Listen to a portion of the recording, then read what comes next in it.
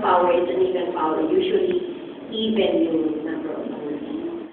Okay, so let's do the same thing. Can you do the same thing here? So what is the root here is x minus 2st squared. Ayan. Magpo-complex fraction kayo So, it to be, meron kayo involved rational, you have to simplify it. Okay, I leave that to Dr. If you're not sure about it, or you can come to me for consultation.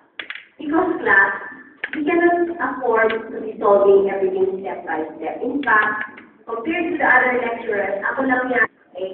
So, math is not a spectator sport. Hindi pwedeng nanonood lang kayo. You have to fight.